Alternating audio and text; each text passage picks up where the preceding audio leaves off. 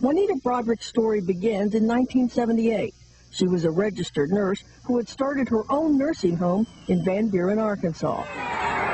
Bill Clinton was the state attorney general who was running for governor. I believe the people expect me to be ready to be governor if I'm elected. I thought he was just something that was really going to be good for Arkansas. I thought he was a very charismatic man that had bright ideas for our state. And I just really liked him. Broderick, whose married name at the time was Juanita Hickey, says she was so impressed with Clinton she volunteered to hand out bumper stickers and signs, her first and only political campaign. Broderick says she met Clinton for the first time when he made a campaign stop at her nursing home in the spring of 1978, when these pictures were taken. While he was there visiting, he said, if you're ever in the Little Rock area, please drop by our campaign office. And he said, well, be sure and call me when you come in. Call down to the campaign office. Broderick says not long after that conversation, she did go to Little Rock for a nursing home meeting held at the Camelot Hotel, now the Doubletree. She says she checked into the hotel and the next morning called Clinton campaign headquarters. She says she was told Clinton was at his apartment and to call him there. I did call and ask him if he was going to be in the headquarters that day, and he said no, that he didn't plan to be there. He says, why don't I just meet you for coffee in the Camelot coffee shop?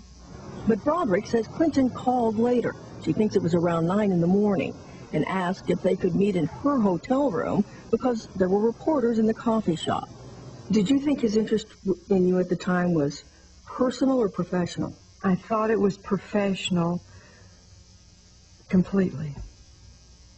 So you thought this was going to be a business meeting? Yes, I did. Yes, I really did. Did you have any qualms at all about him coming to the room? I was a little bit uneasy, but I felt a real friendship toward this man, and I didn't really feel any danger in him coming to my room. And I sort of ushered us over to the coffee. I had coffee sitting on a little table over there by the window. And it was a real pretty window view that looked down at the river. And he came around me and sort of put his arm over my shoulder to point to this little building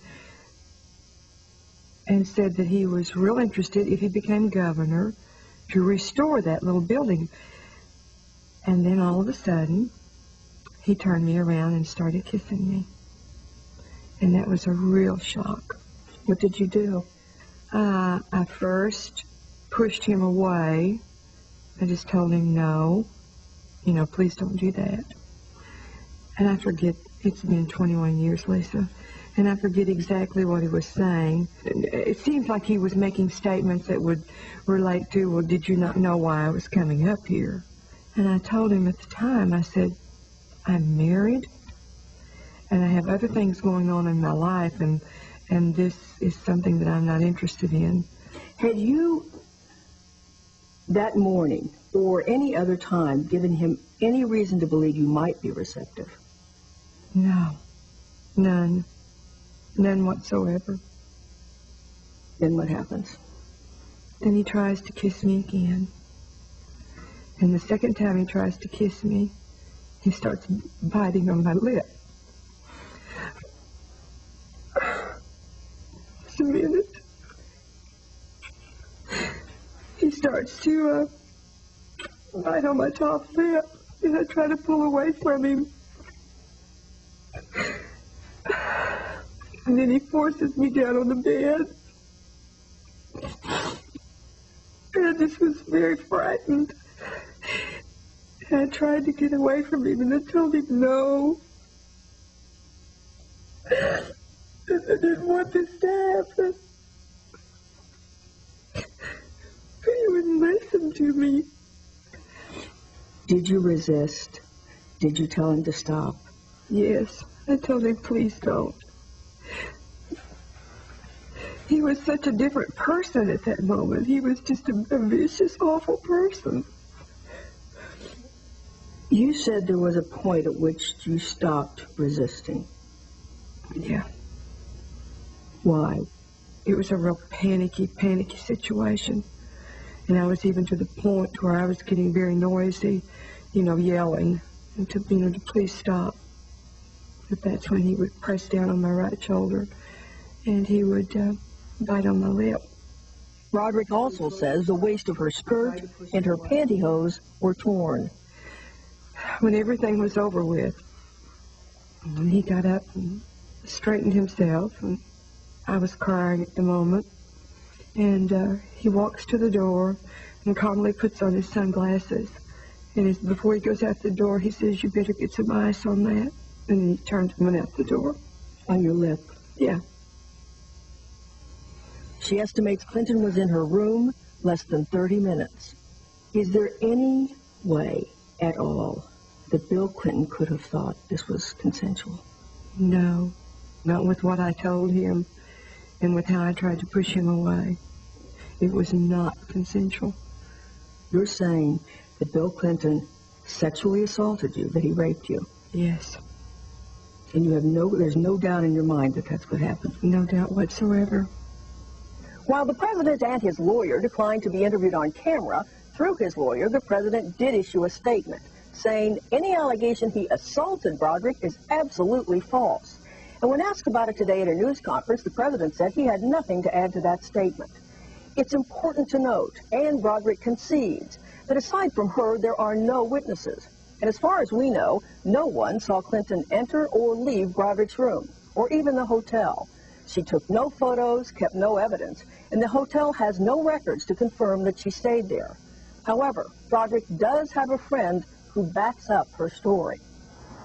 Norma Kelsey did not want to be interviewed on camera. However, she told us she did accompany Broderick on that business trip to Little Rock. They even shared a hotel room. Norma says when she left that morning, Broderick told her she was planning to see Clinton. But Norma says when she called around lunchtime, Broderick was upset and crying, so she returned to the room. Well, I was very emotional just within an hour or so after it happened. And then by the time Norma got back, my whole top lip was turned out and very swollen, very ugly looking. Norma also says that Broderick's lip and mouth were badly swollen, that her pantyhose had been ripped off, and she says Broderick told her she had been sexually assaulted by Clinton. Did you feel any internal injuries? Of course, I felt just the whole thing you can imagine of being violated. I felt, of course there was pain. Did you consider going to a doctor? No, not at all.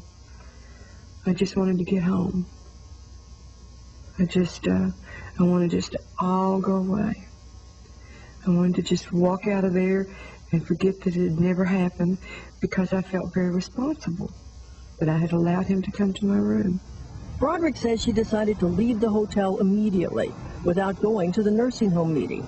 She says after Norma helped ice her lip, the two of them left Little Rock and drove more than 2 hours back to Van Buren. We were still, Lisa, in shock over what had happened. It was like, this is a horrible thing, and I'm going to wake up in a minute, and this is not going to be true.